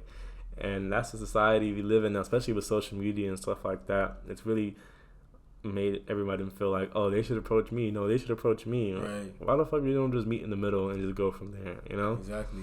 So, yeah, that's really the state in which Howard's in. Right. That, you know, we're on a nice trajectory to get there. But, like, as I was saying earlier, we have to get the right people to make these changes. Like, we have to get the right people in the door to make changes. Because I will say this, a lot of freshmen and sophomores, they do have a lot of ideas, but they don't know who to talk to yet. And which kind of speaks to the current staff in hand as far as like student staff. Like these kids don't even know who to go to for their ideas and stuff like that. Like, that's a problem. That's a problem. Like, from day one, if you're in a position, you know, there should be, you know, places to reach out to where, you know, hey, like, who do I talk to if I want to, you know, pitch idea about anything, really. Like, it doesn't have to be anything specific, but people don't know, like, a lot of underclassmen don't know where to go to even, you know, put ideas out there. Facts. And that speaks. I don't know if you've been to any pageants before, but it's funny because they all say how they didn't have something that the last administration said, or the last student who was in that position said that they would try to fix. Like, they'd be like, oh, when I was here, there was no support for mental health, or there wasn't any support for, I didn't know who to turn to if I had help regarding like classes and stuff like that. Who said that? Not anybody particular. But like who is saying that? Like, yeah, people who are running for like positions and stuff like that. They'll be like, yeah, there were no, yeah, like when I was when I was a freshman or sophomore, there was no one to turn to regarding this. So let's say with my platform, so and so, I plan on changing X, Y, and Z. And then the person who comes after them will say the same exact thing. It's the same thing, and then the same exact thing. The same repetitive cycle. And I'm just like, okay, which one of you are going to start? Which one of you are actually going to build that platform? And it's I mean, no, like I said, this is not to like shame anybody, but it's just, keeping it real. It's just checking like the staff, like student body staff, and it's just like, okay, we had the ice cream, we had the DJ, we had the social stuff. When are we actually going to get some work done? Where is this platform? Where is this, section in the A building where students can go and reach out for, help with classes or help with, an idea, or, where is this Instagram page where, people are paired with a mentor or whatever, like half the things that people say they're going to do. Like, when are we going to see that? And it doesn't happen. Like, so I don't even want to run for office, but I'm just, as a student, especially a visionary, it's just like, why aren't we doing this? Like, why aren't we making this change? Is it because it sounds good, or are we doing this because for the title? Like, why are we not creating these changes? Good. Looks good on your resume. It looks good on the resume, but like, I don't know. Don't you actually want to do something? Like, don't you want to look back in a few years and say, I created that. I started that. I did that. Like, I don't like. In my high school, I started this mentorship program, and it actually like went through where students were paired with freshmen were paired with the senior, and sophomores were paired with juniors. That's fire, bro. And they just networked, and I believe to this day it's still going. Bro, that's so cool, bro. So it's just like, why not create this change? Like, y'all have the platforms, y'all have what y'all need. Let's get to work. And I don't know, it's just like, it's frustrating to see, bro. I guess. I kind of did the same thing in my high school. It wasn't a mentorship program, but I was part of the first like inclusive community board at my school, and dope. And I set the tone of what it's supposed to be like, because I was always speaking at events. Like, my friends call me the spokesperson of St. Mary's. That's why I went to high school. Just you're just setting that example, for others to follow in the future. Yeah, you always got somebody to look up to. See, and I did the same thing when I was salutatorian in my high school class, and I needed a speech. I didn't know what to write. I didn't know what to write for my speech, but I looked at a past one, and it kind of gave me the ideas. It got my brain going to actually think of shit. So really, it all starts with somebody, bro. You just gotta pass it down, and you gotta pass it down to the right people, though. Yeah. Those who are in charge, those who are the leaders, have to recognize who the actual true leaders are. Yeah. The people who actually want to make a change. But I had a question for you. Yeah. What do you think being a DJ has shown you the most about Howard culture? If it don't gotta be one thing, it can be a few things. A few things. Okay, let's start off the top. As far as like requests go, like for music requests, I think a big misconception, and this mainly comes from underclassmen, is the fact that you're no longer in your city. You're no longer in your area. That's so the artists that you personally know and love that come from your city or was really popular in your city, 8 times out of 10, unless you're from like Atlanta or something like that, they're probably not going to be known, so they're not going to be played. Because like as a DJ, you got to make business decisions. Yes, I may love the song you just suggested me, but to the majority of the crowd, they're not gonna know what I'm talking about. What the crowd wants, and you gotta look at me like they're gonna look at me like I'm insane. So like that's one thing. Another thing I noticed about how culture being a DJ is, and this is kind of like the entertainment industry as a whole, up to a certain extent, it's not always about who's the best. Mm-hmm. It's about who you know, right? And this is no shade, but just there's better DJs than others, right? There's better places, there's better, MCs than others. There's better dancers, there's better talent bookers than others. There's better people to do the job, but if you don't know the right people in particular Howard, then you won't get picked. Right. Like you won't be in the right, and you won't be in those spaces. And you're like, dang, so and so got the job, but I didn't. Hell yeah. I know I could watch them easily. I know I can do a better job than they could, but it's not because they're better than you. It's because they're more plugged in than you. Right. And that's what I was saying. Like, get behind the scenes as soon as possible to develop those connections to where you are now making the changes you want to see, or your foot's in the door, or now you're headlining this instead of so and so. So it's just like that's another thing that really DJing helped me really want to get behind the scenes of stuff, because it's you'll start to see like how many more opportunities there are, and how early in advance these opportunities are presented, as opposed to when you just see it on a flyer and so and so's Instagram page to say, oh yeah, we have this event coming up. Whereas the DJ's been booked 4 months in advance. You just didn't know about it because you're the consumer and not the producer, mm-hmm. right? Once you get on that producing side and the behind the scenes aspect, a lot more opportunities will be presented to you. And this is not just for DJing. This is for whatever department you're in. Get on that e-board, or if not, like communicate with people that are on the e-board, and they'll be the first person to, reach out. Hey, this opportunity's come up in a few months. Like, did you want first dibs on it before we release it to the public? Mm-hmm. Yeah, for sure. Put my name down. And now you already locked in secure. Hell yeah. Meanwhile, everybody is scrambling to submit their application for this thing coming up because you've already plugged yourself in. Exactly. You already put yourself there. Right. So, DJs taught me that about hall culture. And I'll say one more as far as what DJs showed me about hall culture.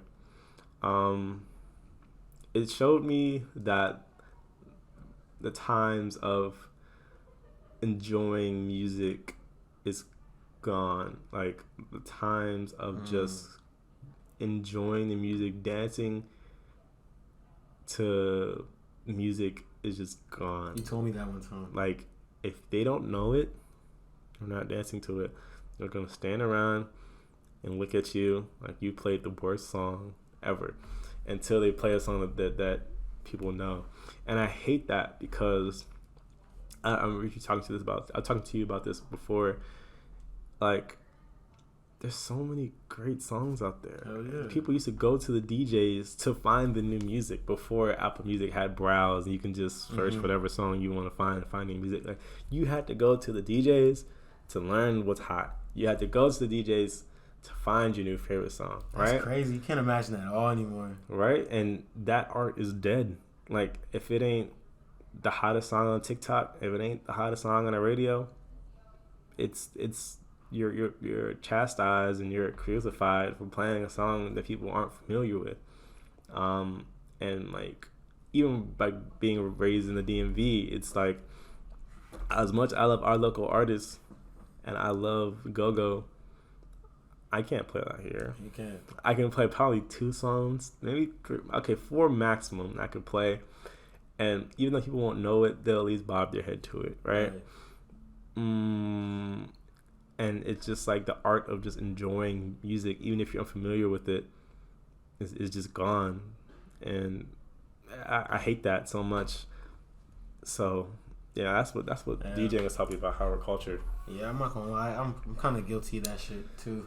Yeah. Especially when it comes to no hate against anybody who's Caribbean. Yeah. But I don't really like Caribbean music like that. Yeah. It's not something that gets me lit at a party. Mm-hmm. And people always play the same songs. Yeah. When playing Caribbean stuff, it's kind of it kind of gets a little played out for me, and I can't get as lit to it. But I just want to say, and I'm not saying this because you're on my podcast, but you are a great DJ, bro. I appreciate like that.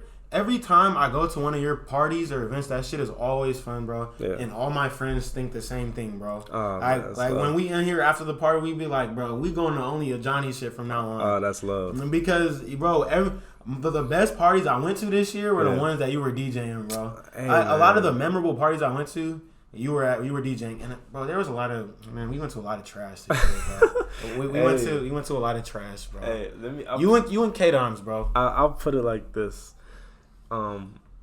It's gonna be a great year. Katie and I are like the two DJs that are really up there. There's I don't know if you know who Doobie is, but Doobie is a new DJ. She's up and coming too. Okay.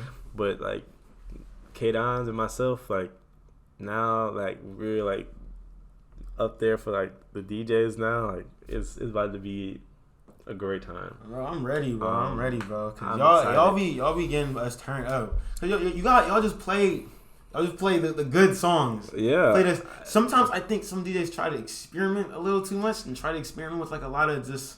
I don't know. You guys always play the songs that y'all just know what to play, bro. That's what and y'all play like a wide variety of stuff. Mm-hmm. Y'all play some West Coast stuff, you know. And when I say West Coast, y'all play some Kendrick Lamar. So many DJs don't even be playing him at all. Yeah, like Good Kid, Mad City. Like you'll play that. The best I'll say is the best DJs find a way to make things sound good. I don't know how to explain it other than that. Like, you know, like for example, you might hear Mad City, you know. People be like, why are you playing this old song from like 2015? People say that? Yeah, they be like, why are they playing that? I'm about to walk out this room. But what? But when you hear the transition into what's coming, they'll be like, oh, I guess it's lit. Like you find a way, and a lot of it is just like you put the time in. Like for example, there's parties I go to where I don't even like. I'm not DJing, but I'm just observing. Right? Mm-hmm. I'm observing. Okay, what works, what doesn't. Right? Before I even DJ my first party, I have like a notes in my phone all the way back from like August of junior year. Wow. And it's August of junior? Yeah, okay. Junior year. And I sat at a party for 3 hours just observing what song works, what song doesn't. You go home and you put that time in, you find a way to make it flow, make it work, and then that helps.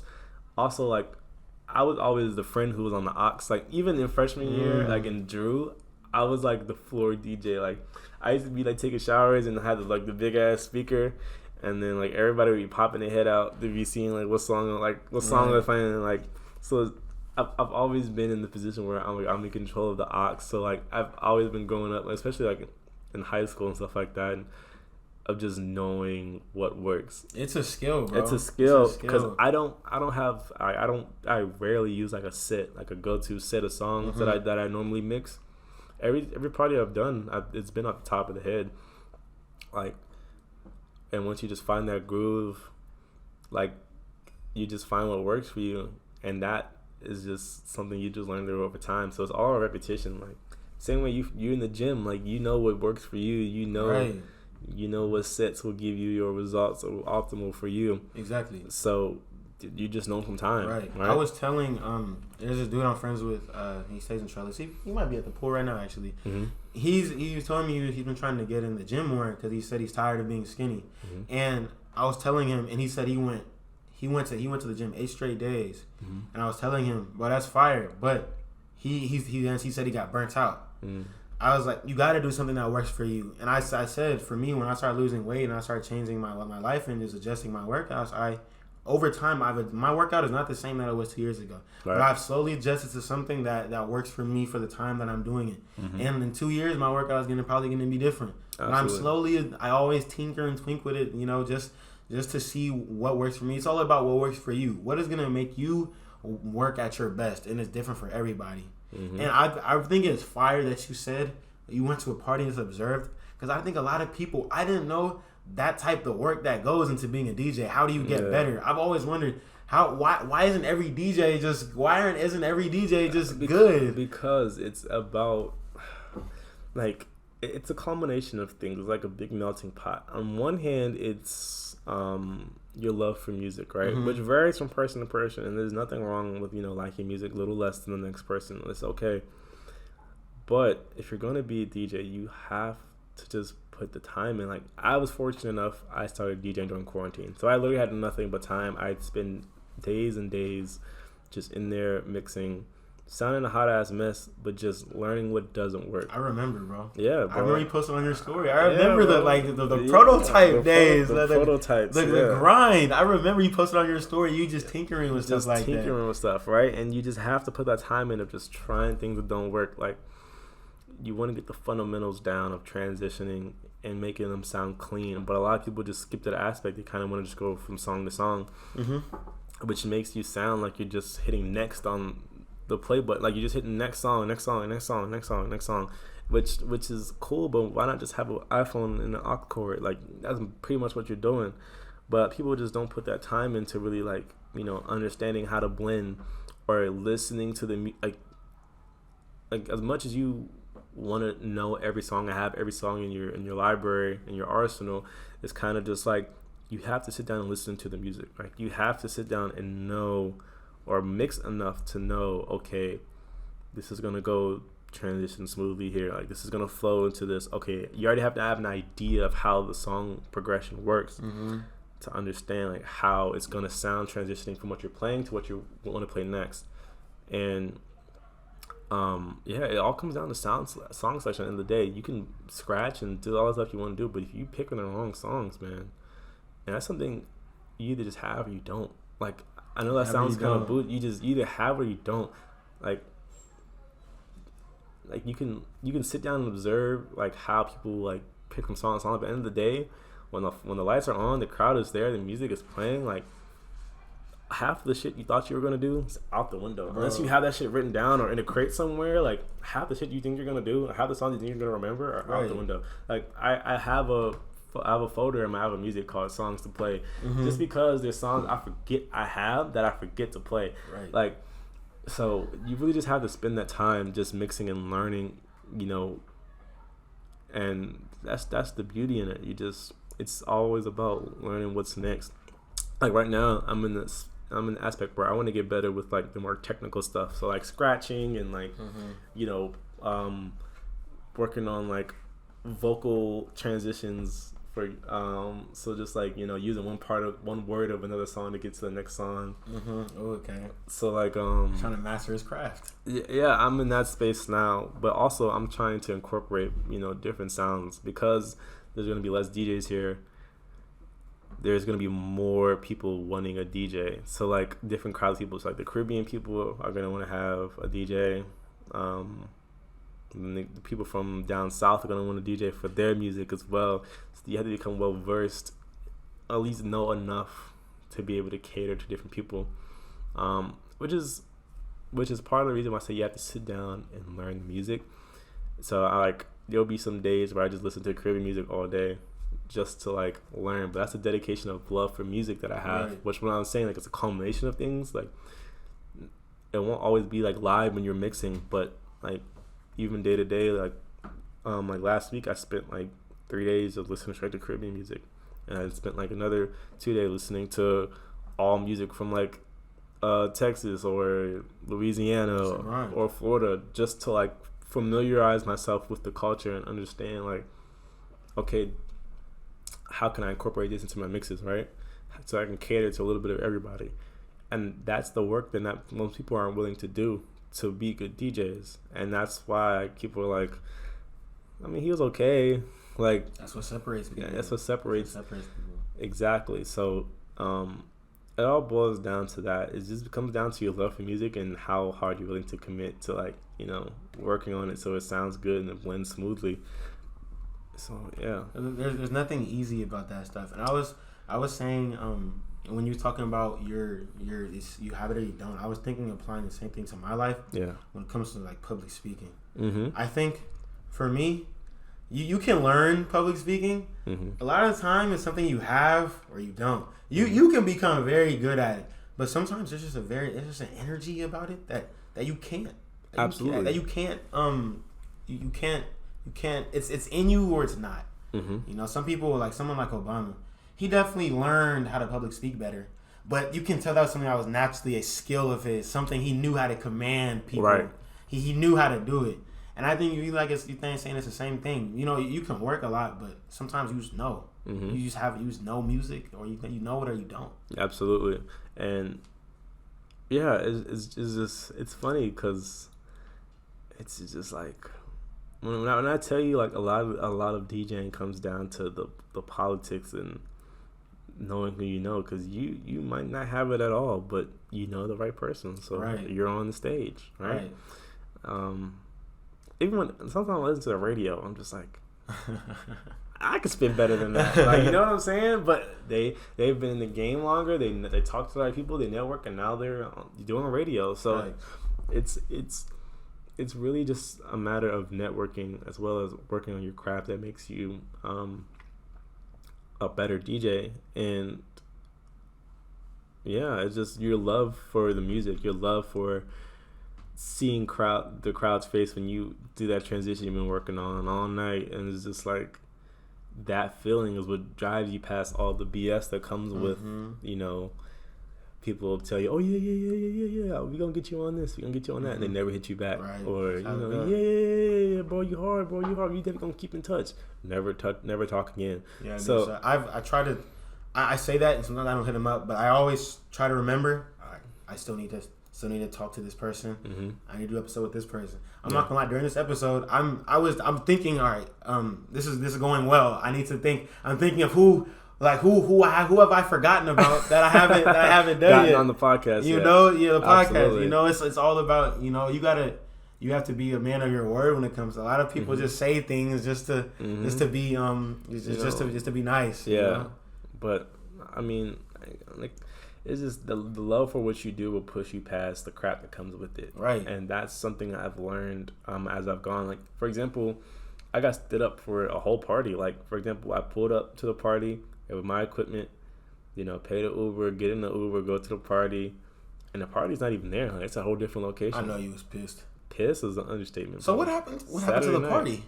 The party got moved to somewhere else. And they didn't tell the DJ? Nope, but they had a whole nother DJ ready to play at that location and everything. Wow. Oh. Yeah. So I know you ain't want to work with them no more. Never did. Never spoke to them again. And that's their loss. And that's their loss. That's their loss. And like, you know, I'm one to believe that God would take care of it. Like, you know, you wish no ill will on anybody, but right. It'll come back full circle. But yeah, so the love for what I have kind of just pushes you through stuff like that makes you want to quit. Because I'm not gonna lie, that type of stuff will make people be like, man, I can't do this. Like, I can't have my time wasted. I can't do this. Like, bro. It happens. So, bro, I feel the same way with the podcast, bro. And this is something that I love doing. I love talking to people. Yeah. And you're teaching me new things about DJing that I never thought about before. I love learning. This podcast gives me the opportunity to learn. Yeah. And also make me teach myself so I can come more informed into every aspect of life. Yeah. And it's something that I love doing. I love learning. I love just learning about everything. I love asking questions. So it's something that pushes me. And there have been times when I have doubted myself crazy. I've had people say crazy things to me about why am I doing this? You know, it's like, who do you think you are? Like, you're, you know. Yeah. But I know the gifts I have, and I know the value that I bring to this world. I'm not gonna let nobody stop that. I'm not gonna let nobody bring me down, because I know what my vision is, right. And I know that like nobody can take me down except for myself. Absolutely. And most people won't see the vision until it comes to life. They won't, bro. And then after they're gonna be like, oh man, I know him, bro. That's my boy. Like, how you think like the stuff, even like I said, even with the student group, it's the student section. It's a lot of that. People didn't see the vision at first. People thought I was wasting my time, bro. Like, what are you doing? Like, that's not gonna work. And then they see it, and now they DMing me, asking me, oh, can you let me into the game? Blah, blah, blah. No, I can't. I'm sorry. Like. That's the beauty of being a visionary and having a goal and having like not letting anyone stop you, is that when it comes to fruition, you can see like the shift in people's mindset. Oh, that can't work. To, oh, can I be a part of that? No, thank you. You didn't believe. Like, you didn't believe. I'll say for example. And this is like, when I'm telling you, like, the stuff I'm saying all ties in together. Like, for example, when I was starting and I was pitching the student group, the student section on Twitter, on Twitter. On my Instagram, I had like posted on my story, and I posted on my actual page. Right. A few people reach out to me saying, "Hey, I'd love to be a part of this," or I was planning on doing this, and I plan on doing this, but I couldn't because of X, Y, and Z. And I'm just like, okay, so do you want to like work with me or whatever? Like, yeah, whatever you need, blah blah blah blah. Never heard from them again. Like, people, when I tell you, like, people want to be a part of stuff that'll help them look good, bro. But I actually want to be a part of the change that comes with it, or the meetings that come with it, or the runaround that comes with it, or the bullshit that you go through to make it happen. They bail. Like, they bail. They don't want to be a part of it until it comes to fruition, and then it's just, oh, can I help? No, right? You cannot. Man. You gotta want it. I remember, I'm not supposed to tell people this, but I was a mascot for one of the games. Oh, you remember? Yeah. Did you remember that?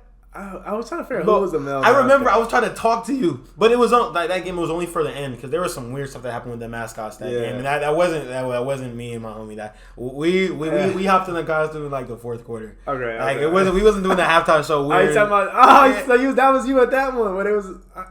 It was like the last. Like, okay. Yeah. So it was dope. Yeah, it was me and Akil. You know Akil? Yeah, I know Akil. Yeah, so it was us two. We was like one of my good homies was a mascot.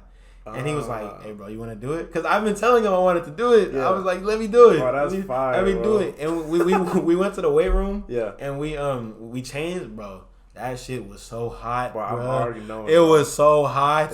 I know. Hot as hell. Bro. Could barely walk, bro. I could barely move. Could barely move. But it was fun though. It was fun. Me and Akil, we was doing all types of dumb stuff. We was trying. One time we started acting like we started fake fighting each other in the stands. We were like, well, why are the mascots fighting?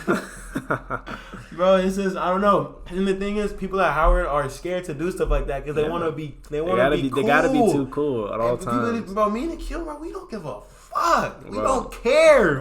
We just, bro, you trying to have fun. Like, exactly. Me and Akil always say, like, as people get older, they always lose their inner kid. Mm-hmm. It's always inside of us, but people think as we get older, we gotta start acting boring and monotone and serious. Like, no, bro. Right. Life is about people, and life is also about happiness, bro. Yeah, absolutely. You just gotta have fun. Mm-hmm. Not be afraid to do stuff because, like, me and Akil, we one time back home for Halloween 2020. Like we was egging people in Calvary. And one of my friends, when I told her about it, she was like, "Aren't you guys a little too old to be doing that?" And I'm like, "Who gives a fuck how old I am? Right? Like, who cares? Who cares? Let's have a good time. This is something we can talk about in 50 years. Absolutely. Something I always talk about it because it was a fun experience. And them kids at Cal, bro. I'm not gonna incriminate myself. Yeah, don't do that, bro. But it was fun. It was fun, bro. And people gotta people just be afraid to have fun. And something else I wanted to ask you: what was your favorite party this year? My favorite party that I've done this year, the best party I ever did was probably the Q party that I did in Bliss. You talking about October? Yeah, in October. Bro. That party. We talk about that party like it was that party. September from Earth, Wind, and Fire. How they talk about it. Yeah. We talk, bro. When we talk about the standard of parties that we had this year, that party is the standard. That party was crazy. Banger, yo. I have never had so much fun. I did not have as much fun ever. Like, I had so much fun at that party. I'm glad I went. And it was on a Thursday. It was on a Thursday. I remember because it was I think it was either right before homecoming. Yeah, it was right before. Because a few of my homies were here, so it was right before homecoming. So homecoming, that party was my favorite ever. Because we had, like, talking about the vibes were there. Like, everybody was singing every song. Like, it was fun. The Qs were doing their shit. Like, and like it was a balance because there was an MC there, but he wasn't trying to take over. Like, I had actually Josh, my boy Joshua Higgins. He was MCing with me. That was his first like time like MCing really for a party. Right. And then like the Qs, I think they had an MC as well, and he was cool. He wasn't do too much. Cause sometimes the MCs, they'll try to like run the show. Yeah, but the MC want too much attention. And the MC was cool. Like we kind of just feed off each other. He was like, all right, let me see, if you got this song, you should probably play this song soon because the cues like the stroll to this song, whatever. And I was like, all right, dope, cool. Like let's go. Like let's make it work. And that party, I left that party so happy, yo, because. That was a great night. It was fun, bro. And I felt like something that was cool about that party was when the Qs was dancing. Everybody was having a good time. Everybody was looking at them, but they weren't the complete main focus of the party. Yeah, I think at a lot of our parties, sometimes all the fraternities becomes the main focus, and everybody, instead of having fun, they all start looking at them. I thought that party was a good balance. It was a good balance, like they had their spotlight, but we also, as regular students, we got to have fun too. Yeah, absolutely. That party was, bro, banger. I was hoping you, when I asked you that, I was hoping you would say that one. Yeah, because that one, the favorite. That one, bro. We are still trying to find a party like that, bro. Hey, I'm telling you, this semester is about to be a crazy. When I drop all this information, like in August, when people start coming back, it's gonna be a great time, bro. Bro, we ready. I'm trying to go up senior year, bro. We gotta hit the ground running. We gotta go up, bro. We gotta hit the ground running. So it's gonna be a great time. A lot of great events are coming up, like some turn up stuff and also a little bit more chill stuff. So we gonna make it. It's gonna be a movie. Bro, that's fire, bro. We gonna definitely have a great time, but yeah, that party was good. The one I was contemplating saying was probably the midnight brunch one. I didn't go to that. I'm so mad I didn't go. That was cool. I love that, but I will say the speakers I had at the time weren't the best, so it wasn't as like feeling like. That was like in March, right? Yes, I want to say it was March. It was like in the middle of this past semester, something like that. Yeah, so I should have went to that shit, but I don't know why I didn't. That was dope. The midnight brunch was fire. Actually, that was like my second viral like party I've done. For real? Yeah. What was the first? The first one I did was the first Darty I've ever done, which was the 2000s style Darty that I did. Man, that was a vibe. That was a vibe. It was hella hot, but it was a vibe. That one, actually, that's a funny story about that one. We weren't even sure if we were still going to do it because I don't know if you remember, but it rained a lot that day. Remember. And people were like, is it still going? It's still going. So I thought like the turnout was going to be dead. Like I thought nobody was going to pull up. And long and behold, that shit was packed. Like it was so packed. It was, bro. And that was my first ever Darty, and I was like, my boy, he gave me the keys. He's like, all right, your turn. I remember that. Sink or swim. I remember that was your first something. Because it was like right in the beginning of the school year. Yeah, that was the first few days. Yeah, first weeks. That was my first ever Darty, and it was kind of a full circle moment because like I remember the moment, like what made me want to DJ besides wanting to hustle was like that first Banneker Darty we went to. Like I don't know if you remember, but like there was a Darty at someone's backyard, like down the street from Howard, and then there was the Darty at Banneker, which was like the last Darty before COVID hit. Oh, of course. That went viral. Like we was just talking about that last week when like Big Drip was like the biggest song out, and we was turning up, and there was like COVID, and then Howard University, and then they was all getting lit to Big Drip or something like that. Bro, they was all getting lit to that. Yeah, it was Monday. Yeah, exactly. It was that Monday. I remember that day so vividly. I remember so many things I did that day. Yo, I remember walking there. I remember walking back. I remember who I was talking to. I remember what I ate after.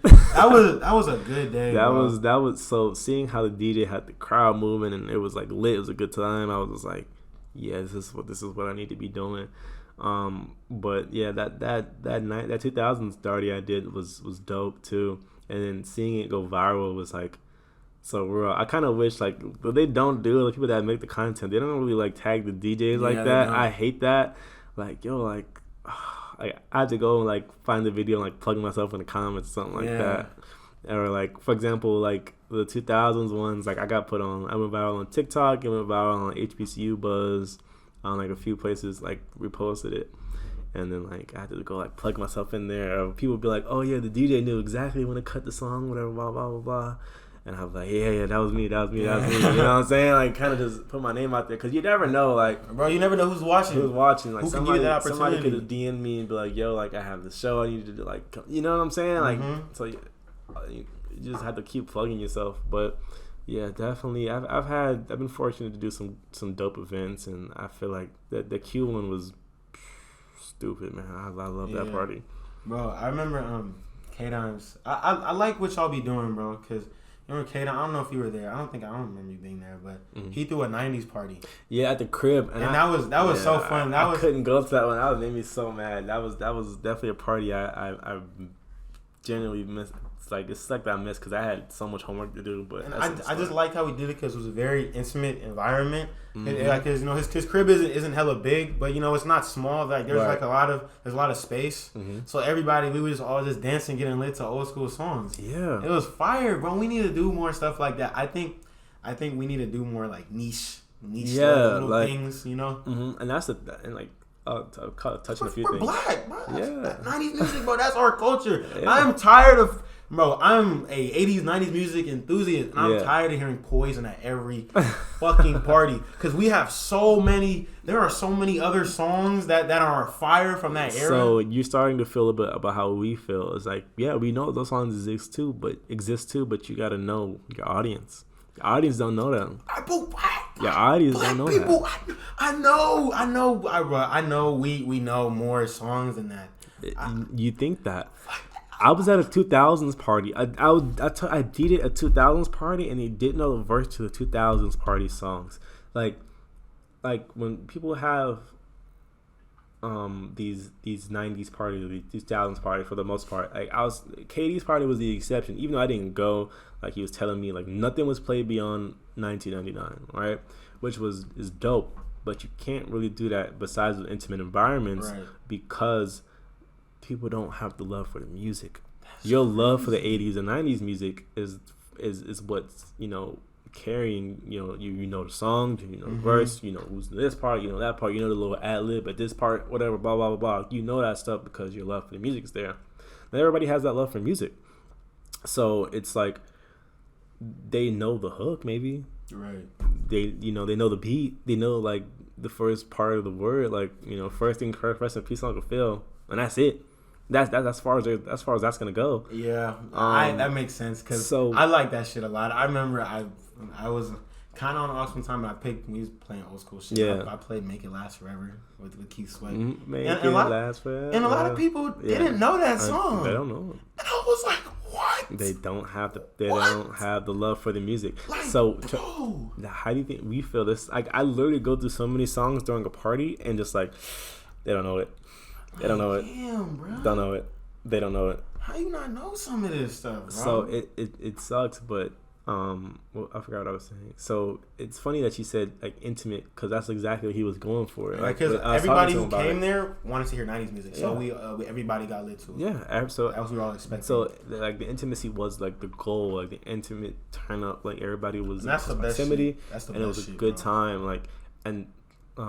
Not to like spoil anything, but like that kind of vibe and stuff was coming like this semester, like real intimate, real like just good vibes and just good times because like I said, we all play the same tuition, we all play the same thing. Like we at least can just come together and just not worrying about being too cool. Like that shit's so played out to me. Like I hate that so much. And I'm just like, yo.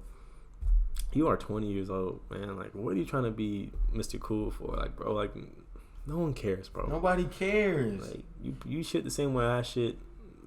And I don't care. And the same people who try to act like that are the same people who want to be leaders. Yeah. But leaders don't just stand around. They can't being cool. Right. People aren't just gonna look at you and admire you for nothing. If you, I don't know, like I tweeted this the other day. Like a great quality of leadership is knowing what the people who are looking up to you want. Mm-hmm. Your ability to understand them, and talking to them, and not being a hermit in the corner, or just acting like you too cool for everybody. Like I don't need to do nothing. And some people, that's their personality. But I hate when people here try to act like somebody who they not. Yeah. Like you can't. I don't know how you can keep that bullshit up for so long, bro. You can't, bro. Those people end up growing up resenting not only themselves, but you know the decisions they made, because like they realized you hit a certain point where you realize everything you've missed out on, right? Because you had to keep up this persona who wasn't authentically you know, and you know as unfortunate as that is, you know, some people would have to learn differently than others. So it's a part of life. Everybody's gonna learn their own way, bro. Yeah. So. Some people learn their way. I had to learn my way earlier. You know, so you got to be the energy that you got to be that. You want to be that energy that you want in the world. You got to put that shit out and then receive it every time. 110%. Right. And before we go, I wanted to ask you one more thing. What's up? What is your outside of Atlanta music? What is usually people's preferred? What do people like hearing? Which region do people like hearing the most? Outside of Atlanta, because Atlanta's probably number one, right? By far. Yeah. So outside of Atlanta. Outside of Atlanta, as much I kind of want to say either New York or I can't even say Texas really. But yeah, it has to be New York. New York would be a close second. See, but it's about population, and you got to think about where you are in location. Right, exactly. We're on the East Coast. Atlanta's gonna be number one because I ain't gonna lie, Atlanta's running the hip hop sound right now. And then you have New York, which is such a huge population of New Yorkers at Howard University. New York is such a big thing, even though they only you'll probably only hear like 6 or 7 songs. I will say this though, Jersey and Philly are up and coming on the scene, really? And I'm glad that their music is getting the love it deserves, because in the DMV we're right here next to Philly, we're right here next to Jersey, so we've always been in tune with like that Jersey or that Philly kind of like their house music. They call it house music, or like house or like bounce music or whatever, or what do they call it? Jersey, yeah, something like that. And their sound is great. TikTok kind of shot their music into the limelight up there. But as far as partying with people as Howard goes, I'll probably say, it'll go Atlanta, New York, Philly, Jersey, and then of course you have your mainstream, so your Drakes and your Kanye's or whatever, your mainstream artists. Then it's them. But definitely Atlanta has the sound right now. Chicago can be in that third spot with Philly, because you have Nardo. Well, I don't know if Nardo's from Chicago, but you got Dirk and you got a few other artists and stuff like that too. Yeah, Moneybagg is always safe. It's tough because the songs you'll touch on every party is definitely Atlanta. People want to hear the drill, right, yeah, and people want to hear that Moneybagg. But I don't know where Moneybagg from. He's probably Memphis or something like that. Yeah, they're probably the Memphis artists and stuff like that. So Memphis is somewhere in the scene too. It gets really blurry around the 3 to 4 spot, because Chicago and Memphis all are right there neck and neck.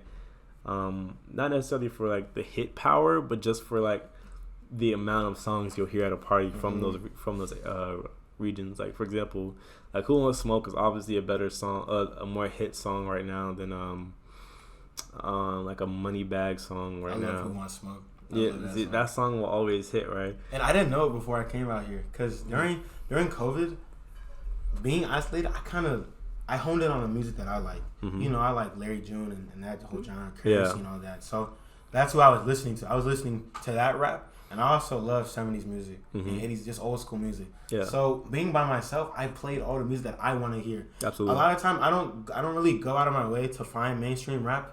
It just I just hear it around and I like it, just because that's the culture. Yeah. But so when coming back to Howard, I had to kind of relearn. I had to get back into that stuff, because I don't be using TikTok like that. I'm more just Instagram and Twitter. Yeah. I don't like watching videos. I like just pictures and stuff, just short, simple.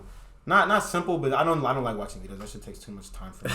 But so I didn't know a lot of the trending and viral music. Yeah. So coming out here, I really had to learn all that stuff again, and I learned it from DJs. Yeah. So that's what put me on the latest trends. Exactly. So, I'll touch on this too quickly before we wrap up. And I really just say as much as you need, bro. I spent a lot of my time on TikTok primarily to learn those trending sounds.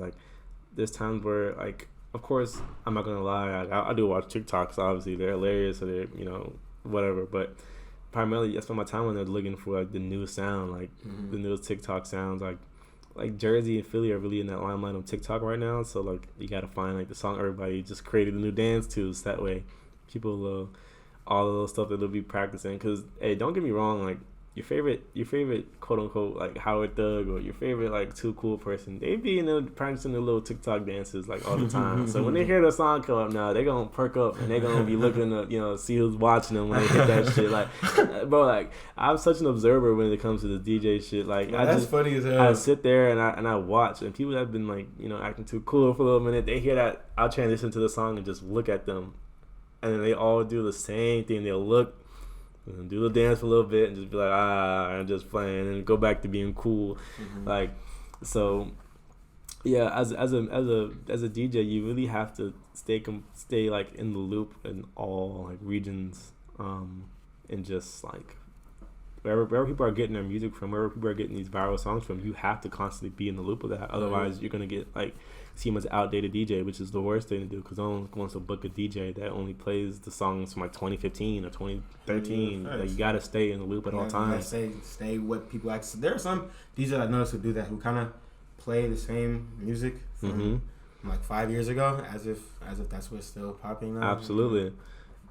So yeah, man, like the whole point is just you gotta stay consistent. You gotta stay in the loop. Like, keep going. Even if it's one song a day, like even if you add one song a day, like you only found one song that people were like starting to gain traction. Even if you don't play at the next party you go to, you have it by the time it comes familiar. You know what I'm saying? And like the whole notion of just staying ready, so you don't have to get ready. Right. If you stay in shape, you never have to get in shape. Exactly. You know what I'm saying? So it's all that is just sticking to it, and just staying at it. Bro, do you think that, I don't know, I'm from California. So good, bro. Do you think that New York music gets people lit? Yes, but like in an upbeat dancing type of way. Yeah, absolutely. Because I think West Coast music is more upbeat. Ours is some shit you want to dance to. Well, I don't know. I don't know. I'm biased as hell. Like when I think of songs like Calvin Cambridge or I think of songs like Mozzie. Like Mozzie is really one of those artists. I don't know. Like I know a little bit about Mozzie, but not too much. Like I feel like he's a little bit more on the slower aspect of things. Like like Rimble and stuff like that. I feel like Rimble is more around the more upbeat side of things. Like O3 Greedo, like those artists, it's just different. Like for example, like we're just on the East Coast, so you gotta just understand that our minds are wired to hear music within a certain range is considered like upbeat for us, right? Right. So like that Jersey, like drill music is like, how do I put it? Drill music is the turn up like sound and speed because of where we're located, right? The music we hear is bent within a certain range. Like for example, for y'all, songs around like 100 beats per minute. So like a lot of West Coast music is around 100 beats per minute, which is like faster. Like drill and stuff is around like 70, 80. Yeah. So songs within that range is considered more turned up because like that's the range in which it's in. Yeah, I'm not gonna sit here and act like I can't get lit to New York music. I'm not gonna say all that, but I don't know. So there's some songs that are just kind of like it just, well, I mean, it's not gonna get me lit because I'm from a different part of the country. I get it. I'm biased. I'm biased. It comes in doses. For me, drill music is in doses because like when I was learning like what drill songs were popping and stuff like that, I had to listen to a lot of like Fabio, a lot of K Flock, a lot of Pot Smoke, a lot of I can't think of all the artist names off the top of my head, but just like it's so repetitive and. Like that's why, like, and it's kind of going a little tangent real quick. Like I saw him so sad, like Pop Smoke died because like he was in the process of transforming New York sound. Like that deep, like I feel like he really like brought the drill aspect to the forefront, and then he also brought he also was incorporating how to make like thug, like R&B soul samples, bro. Right? That stuff was fire, and I loved that. When he died, it kind of like put the New York drill scene in a sense where it's like, where do we go from here? You know what I'm saying? And I feel like someone else will come along and really change the sound, kind of on the same way that Pop Smoke was, but with New York drill, it's just like, it just seems like everyone's trying to find like the treasure map that Pop Smoke was following, right? And no one essentially is like creating that new lane. So yeah, I mean, I take New York drill in doses. It's like I'll play like the 5 or 6 songs, and we gotta get out of there because otherwise it's gonna turn into a fucking a drill fucking party, and that shit gets annoying. Yeah, so. I remember freshman year, first hearing "Welcome to the Party" and all that stuff. I used to think it was trash. Like I thought it was fire. All the West Coast people, we was like, "What the hell is this?" but within that first month, I remember my roommate kept playing in our room to kind of fuck with me. Yeah, and then I was like, "Hey, yo, this hard." Hey, this hard. And then we hear at a party, we go, "Hey, welcome to the party." Hey, man, freshman year, bro. That was our song. That was our freshman year song. You know, I feel like it was that song and then The Box. The Box came out. Damn, The Box. I hated that song because that song got played so much. It doesn't get played at all anymore, which is surprising. It doesn't. I actually might have to play that song. I ain't gonna lie. The next party I do, but yeah, you definitely do. But yeah, that song was the song I just couldn't stand because it was just so it's played so much. They played it a lot. And quarantine kind of killed it, I guess. There was a lot of good music during quarantine. Yeah, there was a lot of good music. I always tell my friends there's one song that quarantine like literally killed, and it was like it was a TikTok song.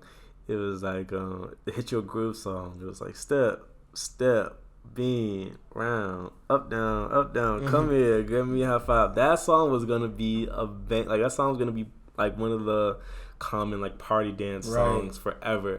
But it came out right when quarantine hit, so people couldn't really get it circulating in the clubs and all that stuff. And now by now it's 2 years. It's 2 years. Everybody's kind of moved on. Like I played it a few times, and some people are like, "Oh yeah, I remember this song. I could do the little jank." Other people were just like, "I don't quite remember this one." Like, not because it's bad, because like the song came out at such an unfortunate time where like it didn't get a chance to circulate in the clubs and the public aspect. Like for example, like the song "Big Now," like "Fuck Nigga Free" is coming out, right? Like that song's like booming right now. That's like the song of the summer right now for the ladies. Had that song coming out right when COVID hit, probably wouldn't be as big, right? It's just a matter of when it comes out. It's time and place. Right, so the timing kind of ruined that song.